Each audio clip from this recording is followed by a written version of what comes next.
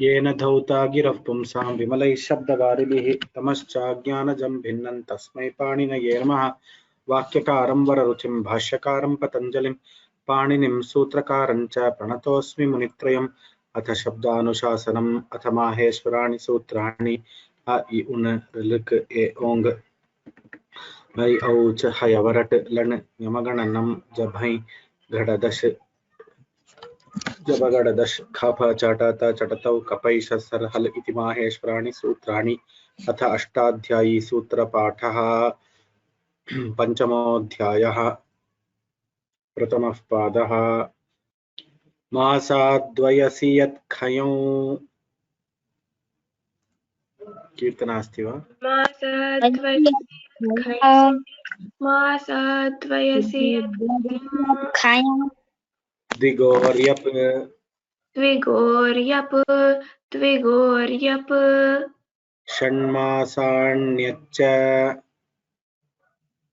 अवयसि ठं षण्मासाण्यच्च अवयसि ठंश्च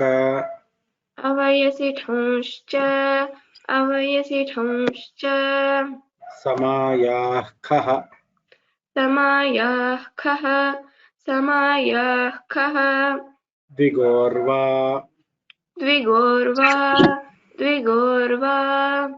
रात्यः संवत्सराच्च रात्रयः संवत्सराच्च वर्षाल्लुक् च वर्षाल्लुक् च चित्तवति नित्यम्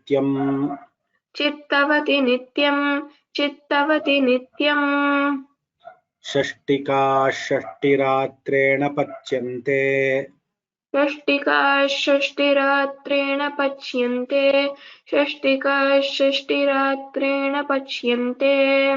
वत्सरान्ताच्छन्दसि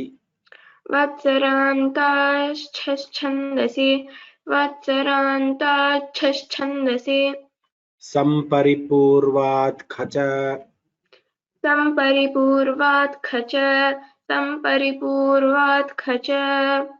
तेन परिजय्य लभ्यकार्यसुकरम्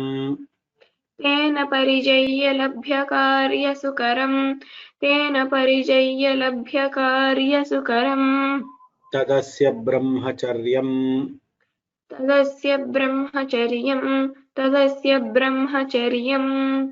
तस्य च दक्षिणायज्ञाख्येभ्यः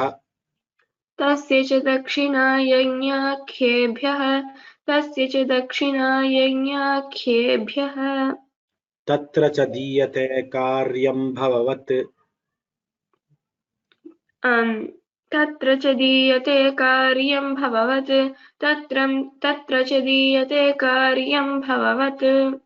व्युष्टादिभ्योऽन्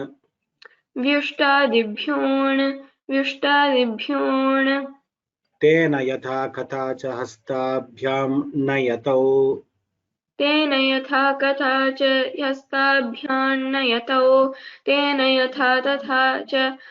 तेन यथा कथा च हस्ताभ्यान्नयतौ सम्पादिनि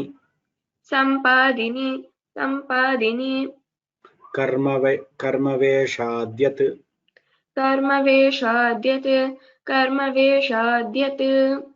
तस्मै प्रभवति संतापादिभ्यः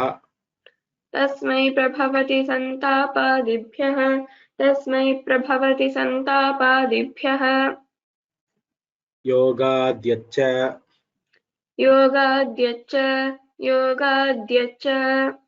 कर्मण उकै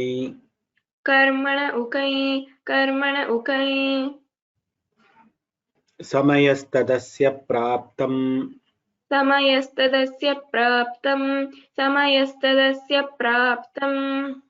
ऋतोरण छन्दसि घस् कालाद्यत्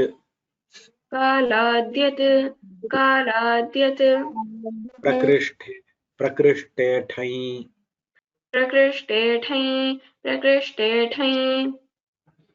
प्रयोजनम् प्रयोजनं प्रयोजनं विशाखाषाढादण्मन्थदण्डयोः विशाखाषाढादण्मन्थदण्डयोः विशाखाषाढादण्मन्थदण्डयोः अनुप्रवचनादिभ्यश्चः अनुप्रवचनादिभ्यश्चः अनुप्रवचनादिभ्यश्चः समापनात् सपूर्वपदात् समापनात् स पूर्वपदात् समापनात् स पूर्वपदात्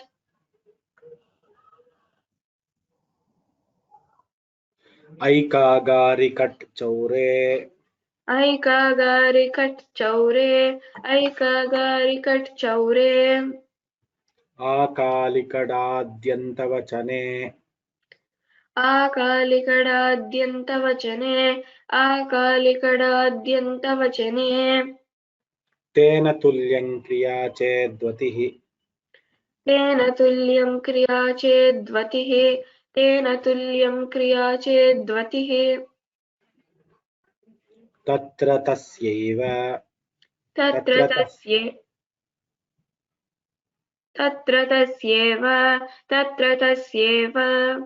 तदर्हम्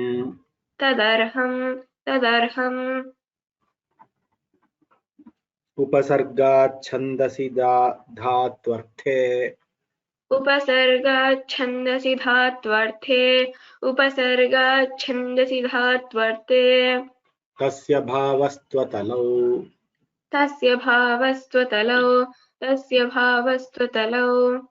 आचत्वात् न नैपूर्वात् तत्पुरुषात् ननैपूर्वात् तत्पुरुषात् अचतुरसङ्गतलवणवटयुधकतरसलसेभ्यः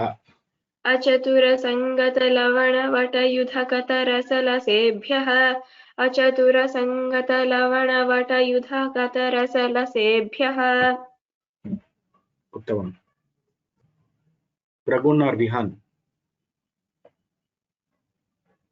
Ram, sir. What do you want to chant? Sir, Vihan will take mock test, sir. Which adhyaya? Already he has finished, no? No, sir, he hasn't finished mock test. I finished, sir. Full adhyaya he is going to tell? Yes, sir, he will tell full again. Okay. I mean, full pada. Okay, start. Vihan start. तृतीयोऽध्यायः प्रथमः पादः प्रत्ययः परस्य आप्युदात्तश्च अनुदात्तौ सुप्रितौ गुप्तिचिकिभ्यः सन् मान्भथदांशाभ्यो दीर्घशाभ्यासस्य धातो कर्मणसम्मनकर्तृकादिच्छायां वा सुपात्मनक्यच काम्यच्च उपमानादाचारे कर्तृक्यं सलोपश्च हृषादिभ्यो भुव्यत्वेर्लोपश्च लोहितादिरादिभ्यश्च कष्टाय क्रमणे कर्मणो रोमन्थतपोभ्यां वर्तिचरोः बाष्पोष्णाभ्यामुद्वमने शब्दवल्यकलहाभ्यकण्वमेघेभ्यः करणे सुखादिभ्यः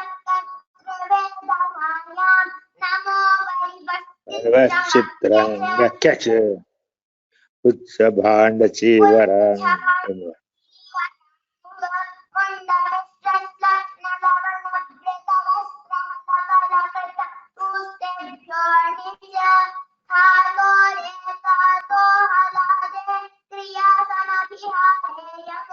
नित्यं कौटिल्ये ततौ लुपसन्दतरजहादहादशभ्रेभ्यो भावगरहायं सत्यावकाशरूपवीणादूरस्तोगसेनालोम त्वचवर्मवर्णचूर्णचुरादिभ्योऽणि च हेतुमखि च पण्वादिभ्यो यक गुपोधूपविक्षिपा पाणिपाणिभ्य आयः कृते यंग कमेर्निंग आयादयार्धधातुके वा सनाद्यन्ता धातवः चतातिर्लटोः सिद्बहुलं लेडि कास्प्रत्ययादाममन्त्रे लिटि इदारस्य गुरुमतं वृच्छः दयायासश्च उषविदजागृभ्योऽन्यतरस्या हि रिभुवं प्लुवच्च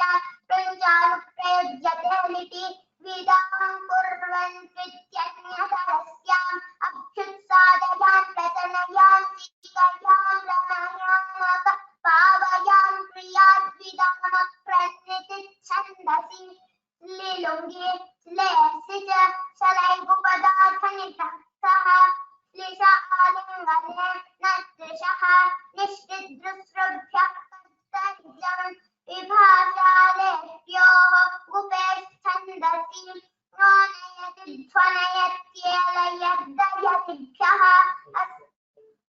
अस्यति वक्तिच्छादिभ्यो लिपिसि चिह्वश्च आत्मनेपदेशन्यतरस्यां पुषादिद्युदाद्युर्हृदितः परस्मै पदेषु शर्तिशास्त्यतिभ्यश्च किरीतो वा जिरेस्थम्बुं ऋजुं ऋजुग्लुजुग्लुञ्चुष्विभ्यश्च वृन्द्रद्रोरभिभ्यश्चन्दसि सिन्धपदः दीपजनबुद्धपूरितायुभ्योऽन्यतरस्याम् अतः कर्मकर्तरि दुहश्च नद्धः तपोनुतापे च चिन्भावकर्मणोः सात्पधातुके यत् कर्तरिष्यप् दिवादिभ्यश्च वाभ्राशब्दाशब्दमुत्रमुत्रमुत्रसित्रुटिलसः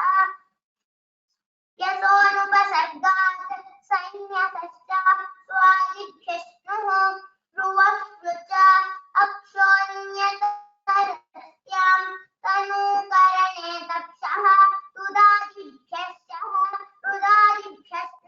तनोरिपृण्य उपो चिन्विपृण्योरथ प्रयादिभ्यश्नः स्तन्भुस्कुन्भुस्कुन्भुस्कुभ्यश्नश्च हलस्नश्चानद्धौ छन्दसि शायदपि यत्यजो बहुलं लिङ्ग्याशिष्यं कर्मवत्कर्मणा तुल्यप्रियः तपस्तपः कर्म कस्यैव न तुहस्तु ममैयत्तिणौ कृषिरजो प्रातां शिल्पस्मै पदं च धातोः तत्रोपदं सप्तमीस्थं प्रदतिं वासरूपो स्त्रियां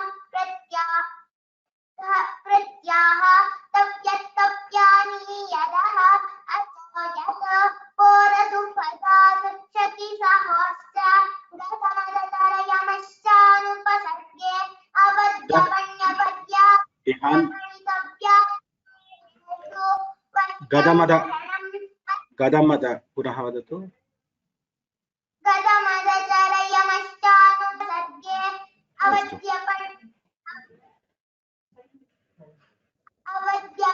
अवद्यपण्यवद्यागस्य पणितव्या निरोधेषु वह्यन्तरणम् अद्य स्वामि बहिष्ययोः उपसत्याकार्यां प्रजने अदर्थं संगतं वदस्तु विज्ञप्च भुवो हावे अनस्तत एतिस्तु शास्त्रदृजुषह्यः ऋतुपदा चाप्यभिश्रुते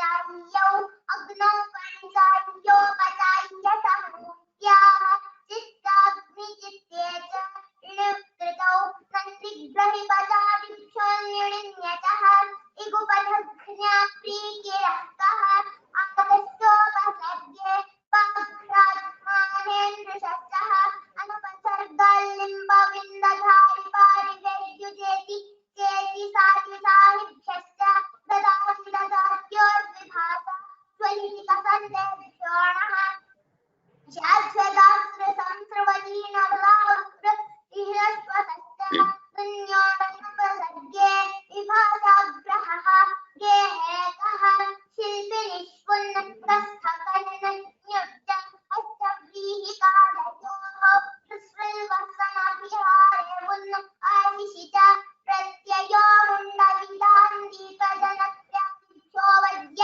युग्यं च साध्यतादश इति पाणिनीयसूत्रपाठे तृतीयाध्यायस्य प्रथमः पादः। धन्यवादाः। धन्यवादाः। उत्तमरीत्या उक्तवान् विहान् महोदयः। सर्वे करताडनं कुर्वन्तु इति प्रार्थये। अग्रे कः वक्तुमिच्छति? रूपसुधा।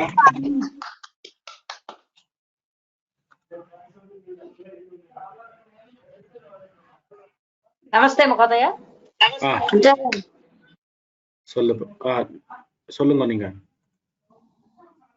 எத்தனை சொல்ல போறீங்க? நீங்க ஆல்ரெடி ரெண்டாவது பாதத்தை ரெண்டாவது பாதமா? ரெண்டாவது பாதம் 40 சூத்ரஸ். ரெண்டாவது பாதம் நெக்ஸ்ட் வீக் பண்ணலாம். ஒரே ஒரு நிமிஷம். இந்த வாரம் நாளைக்கு டே ஆஃப்டர் டுமாரோஸ் டெஸ்ட் யாராவது இருக்காளான்னு பாக்குறேன். சங்கர் நாராயணா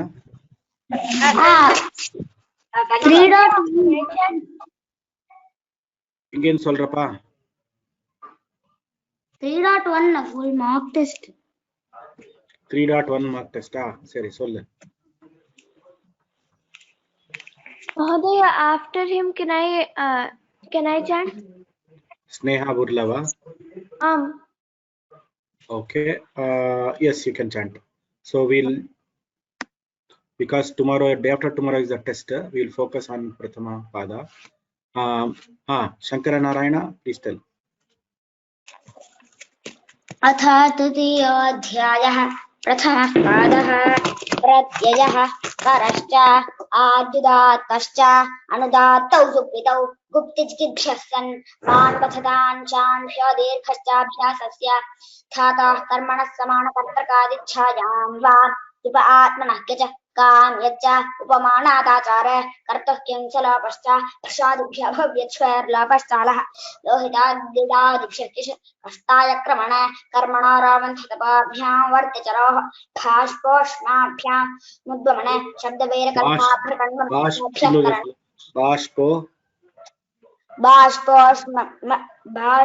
बाष्पोष्मभ्यामुद्गमन शब्दवैरकलहाभ्यकण्वेभ्यः करण सुखादिभ्यः कर्तृवेदनायां नमो परिवश्चित्रमः च उच्छभाण्डक्षीपराणिङ् मुण्डमिश्रशक्ष्णलवणप्रतवस्त्रहलकलकततोस्ते भ्याणज धातोरेकाचो हलादे क्रियासमभिहाराय नित्यं कौटिल्ये गतौ लुपसदाचार जपजपदः दश गुरुभ्यो भागवर्हाय प्रत्यापाशरोपवेणातोलफ्लोकसेना लामतुवर्मवर्णचोर्णचोरादिभ्यः च हेतुमते च कण्डवादिभ्यः गुपोधोपविच्छपणिपणिभ्य आयः उदारीयङ् अमेरणिङ् आयातय आर्धधातुकेव सनाद्यन्ता धातवः सिदासेटर्लटाः सिंहबहुलल्लेटे कास् प्रत्ययादावमन्त्रालिटे विजादेश्च कुर्मतोऽनर्थः दयायाचश्च उषबुद्धजाग्रभ्यान्यतरस्यां भीह्रेभृहवां सुलच्च पृञ्चानप्रयुज्यते लिटे विदां कुर्वन्त्वित्यन्यतरस्याम् अभ्युच्चादयां प्रजनयां चिकयां रमयामकः पापयां क्रियाद्विदामक्रण्यति छन्दसे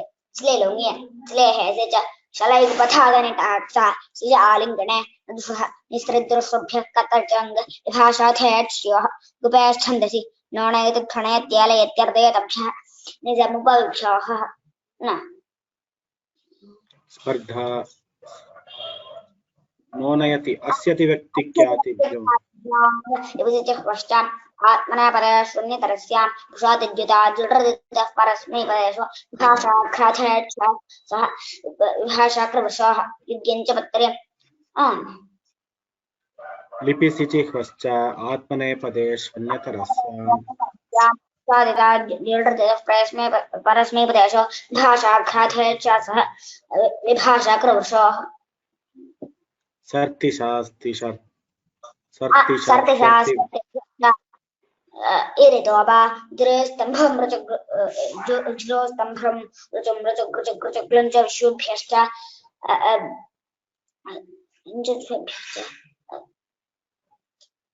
कृमृद्रुरुहिभ्यश्छन्दसि द्ररुहिभ्यश्छन्दसि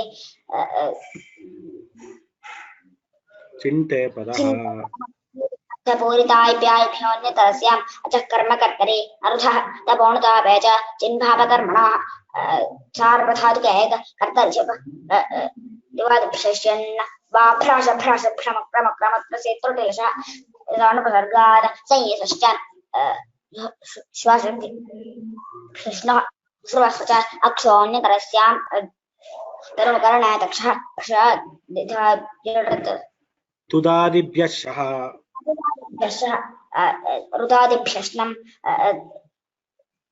तनादिक्रीम्भ्यौः थिन्विकृण्वारतां क्राथिभ्यश्ना स्तन्भस्कन्भस्कन्भस्कन्भस्कन्भ्यश्नश्च हलश्नश्चाणच्छौ छन्दनिशायदपि यद्ययोबफलं लिङ्ग्याशिष्यङ्ग कर्मात् कर्मणा तुल्यक्रियः तपस्तः कर्म तस्यैव नदुहस्नमायच्चिनो उचरञ्जा प्रातां दृश्यन् परस्मैपदं च तत्रापनं सप्तमे स्थं रुदतिं वासरूपो स्त्रियां कृत्याः तव्यत्तव्यानि यरः अचोयत बोर्दुपथाद शुकितश्च गतमदचर यमश्चानुपसर्गे अवद्यपण्यवर्याकर्षपणितव्यानि रोधेषु पश्चिङ्करणम् अर्घ्यस्वामि वैश्ययोः उपसर्याकाल्याप्रदने अचर्यन् सङ्गतं वसुवित्यब्ज भवो भावे हनस्त च एतशुषा वृद्रजुषस्य ऋतुपथाच्चाघृरपितृतेः ईचखणः भृणासंज्ञायां हृदयर्भाषा राजसो यचोर्यं वृषोतिरुच्यकप्य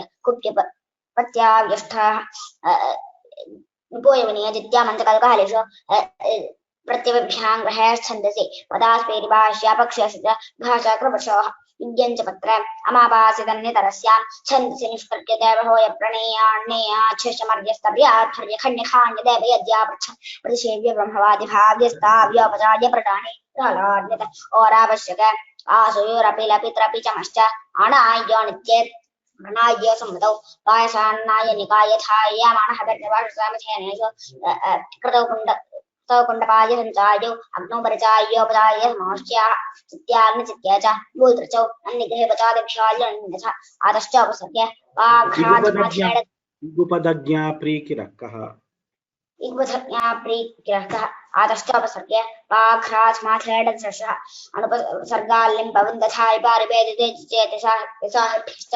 तथात्यार्भाषा विवृतिकसन्ताभ्योणः स्याद्यथा श्रुतं स्वतेन नवसावहर्लिशब्दश्च अणायोनित्य अणाय सम्मतौ वायचान्नाय निकायथायमानः वर्णवासकामथेनेषु कुण्डपाय सञ्चायो अग्नौ परजायोपचार्य समास्याः चित्या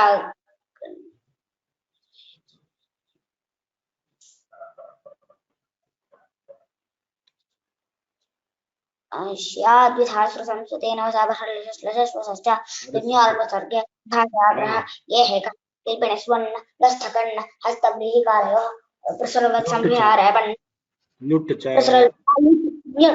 प्रसरवत्संविहारवन् आशीष च प्रत्ययो मुण्डविदान् देवजनक्रियाद्भ्यापद्य युज्ञं च स्याद्विधादश इति पाणिनिपाठे तृतीयाध्याय प्रथमः पादः Shankarnarayan overconfidence irukkodadu. You should not be overconfident that you know the sutra but you have forgotten the sequence.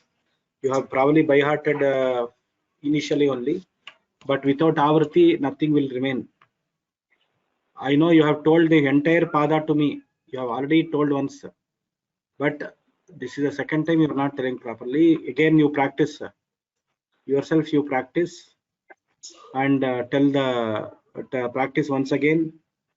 And you can practice at least 3-4 times today and tomorrow.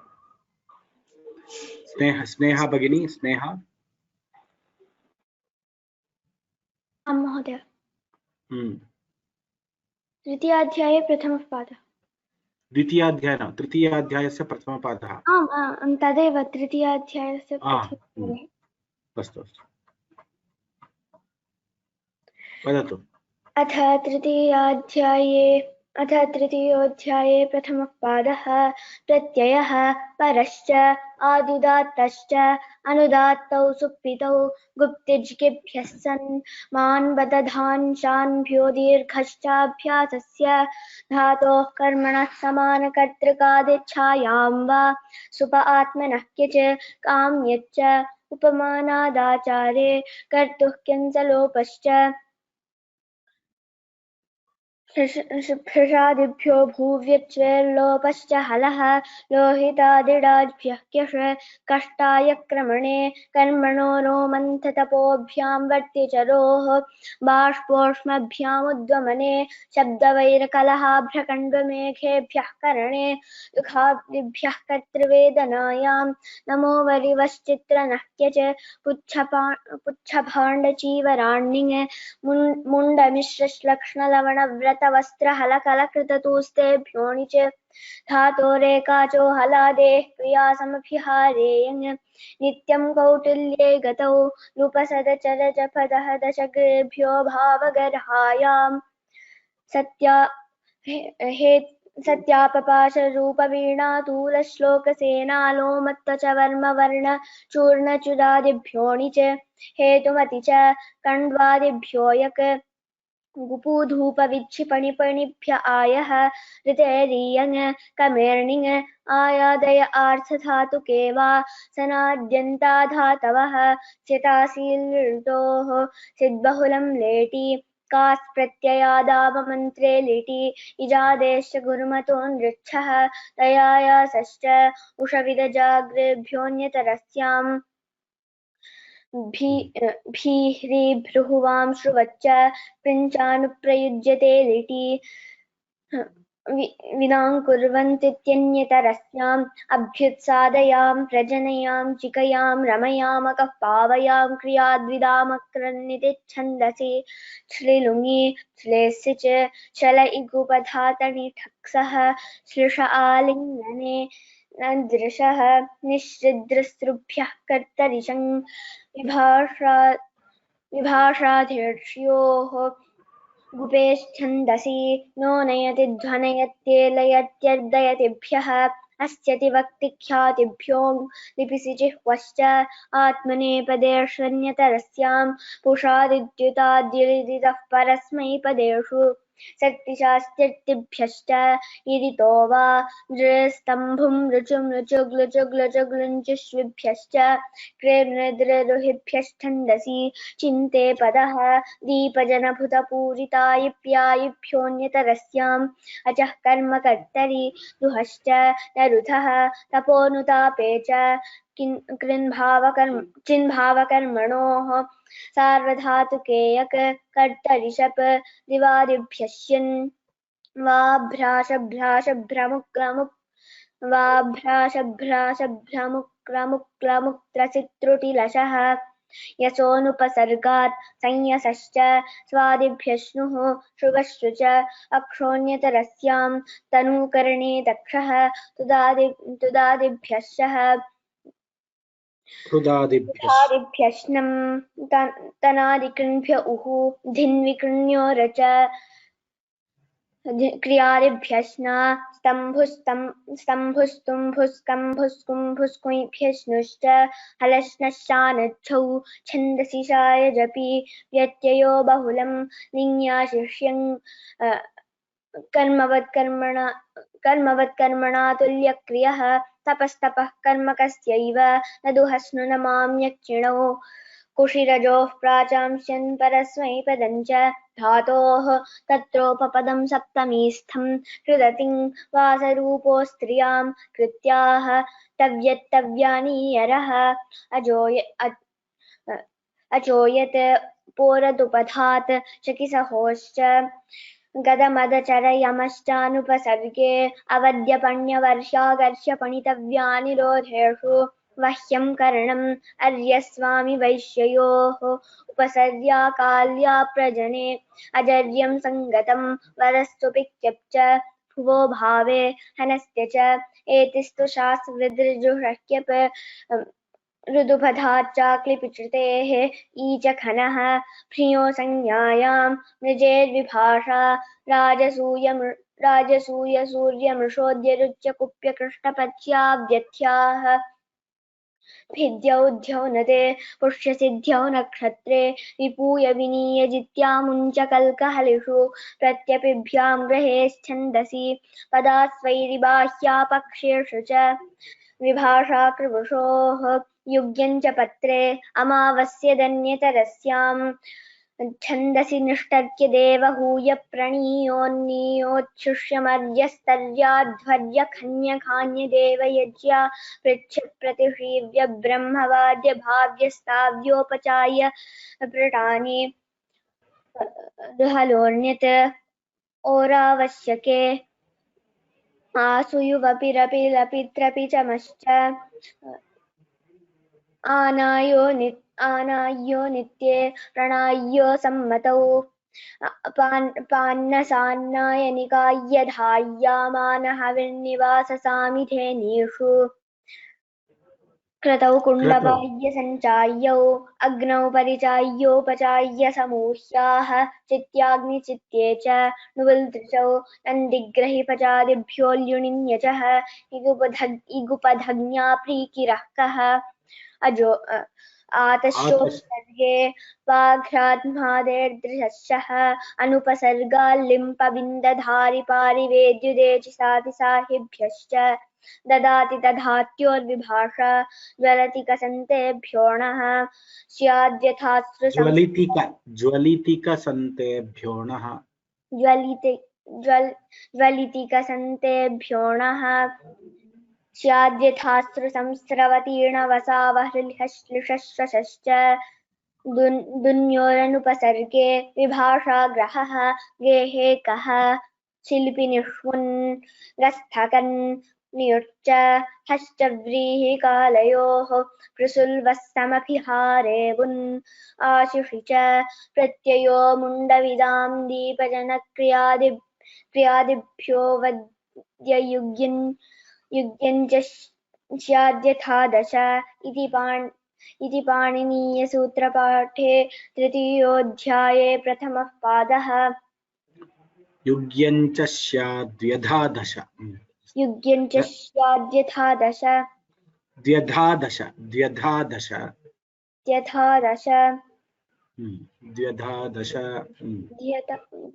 दश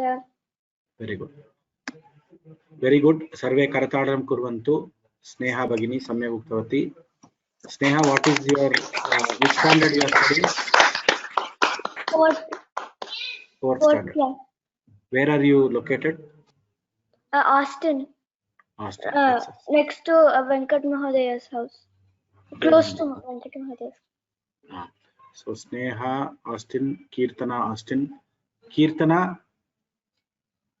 hope you are also participating in the test day after tomorrow. Yes, but I was not able to access. I didn't get a mail with the sheet. Pardon? I didn't get a mail with the sheet, the Google sheet. Oh, that one. You didn't get the mail. You can attend the exam. You have the details of the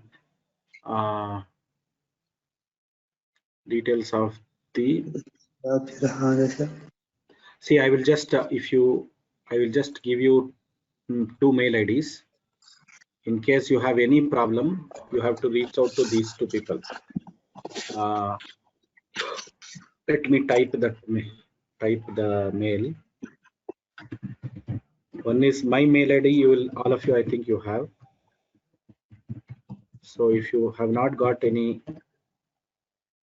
then you vasudha.vyoma@vyoma.labs. Just write a mail to these 2. If you have not got the mail or you don't know anything, okay. And our India number +91 94. One second. I don't know. 94808. 94808 65623. So this is a WhatsApp number too. So Vasudha will be having this phone. So you can reach out to her if you are not able to access, if you have some problems during the test. Always you can reach out to Vasudha, who will be in our office and who will be with me. So she is a part of our Sanskrit from Home team member. So Kirtana, I would request you to write a mail to Vasudha, one-line mail, or send a WhatsApp message to her, asking her to give you access to that mail. So anybody else who has not got the mail today? Yesterday there were six people. Rajaraman, I also not got, sir. Rajaraman. Yesterday, did you? Rajaraman, Kirtana, who else have not got the mail? So Rajaraman, Kirtana. Anybody else who have not got the mail and who couldn't register for the exam? Okay. I will just open that message. Ashtadhyayi Intermediate Assessment. So Kirtana. So Rajaraman, did you send the mail? Yesterday, Mr. Rajaraman Mohdya's name was there. Let's see.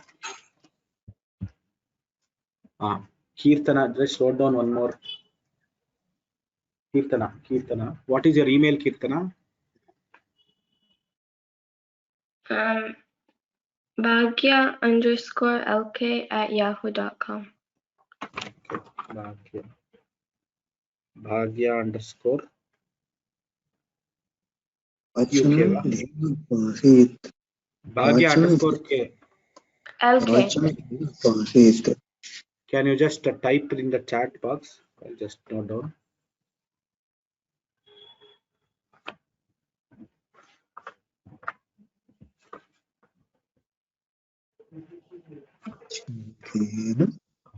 LK.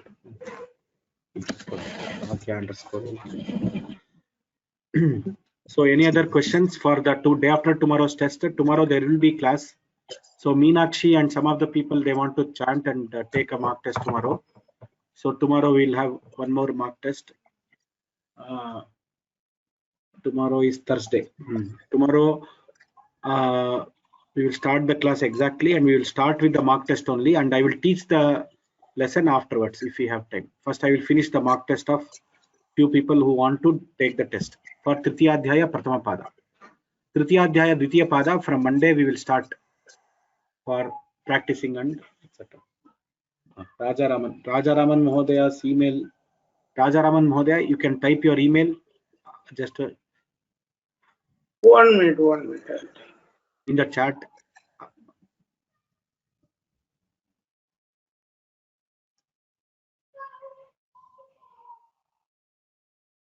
Varun Nanduri, you have already taken the test.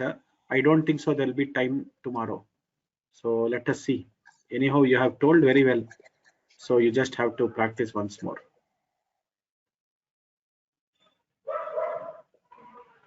Rajaram Mahodaya, I'm waiting for your email ID.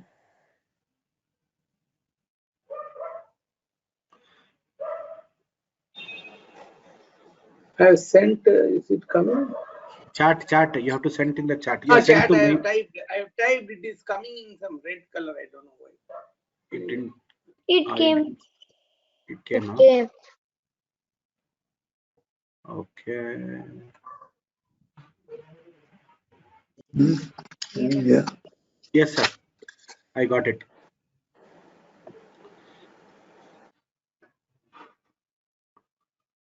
So we'll send it. We'll send these things. I hope others have registered for Parayanam and other things. If you have any problems, please write a mail to vasudha.vyoma@vyomalabs.in. India number 9480865623.